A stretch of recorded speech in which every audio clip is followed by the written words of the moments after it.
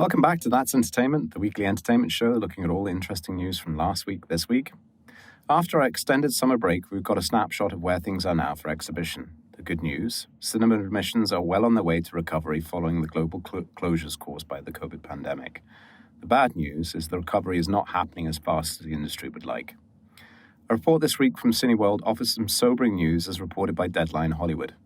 The exhibitor, which operates 747 sites and 9,139 screens in 10 territories worldwide, led by the US and the UK, said admissions had started to recover over the period as final COVID-19 restrictions were lifted, but the group said it had revised its short- and medium-term plans and forecasts due to a slower-than-expected recovery in 2022, and indicators of a lower volume of theatrical releases in 2023 and 2024, which would lead to admissions below pre-pandemic levels until 2025. As a consequence of this slow recovery, Cineworld Group recently filed for Chapter 11, with its overall debt having increased from $5 billion in December to $5.2 billion in June. In this week's statement, Alicia Kornazowicz, chair of the Cineworld Group, said the company is currently finalizing a reorganization plan that will create a more effective business and strengthen capital structure to best position Cineworld for the future. Cinemas have also been hit by the global energy crisis, with some independent exhibitors reporting that the daily running costs for each of their sites have doubled since 2019.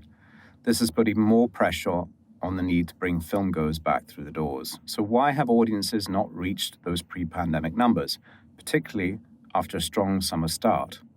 According to PwC's annual Media and Entertainment Outlook, exhibitors are saying that up to 90% of frequent moviegoers have been back, albeit on a less frequent basis. Earlier this summer, Cineworld Group reported that these lower levels of admissions are due to a limited film slate that is anticipated to continue until November 2022 and are expected to negatively impact trading. Production and post-production delays to major studios' pipeline key releases meant a number of significant titles originally scheduled for release this summer have been pushed back, and these include Warner Brothers DC titles Black Adam, The Flash, and Aquaman and the Lost Kingdom, now scheduled for release in October, June 2023, and December 2023. Universal's currently untitled Mario's Brother movie postponed until April 2023.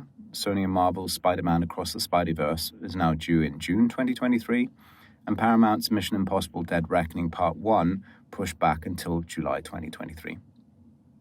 Exhibitors have also flagged the scarcity of family films given an exclusive or significant theatrical release over the past 12 months. Paramount's Clifford the Big Red Dog debuted simultaneously in cinemas and on the streaming service Paramount Plus in the US, meaning perfect quality pirated digital copies were instantly available globally.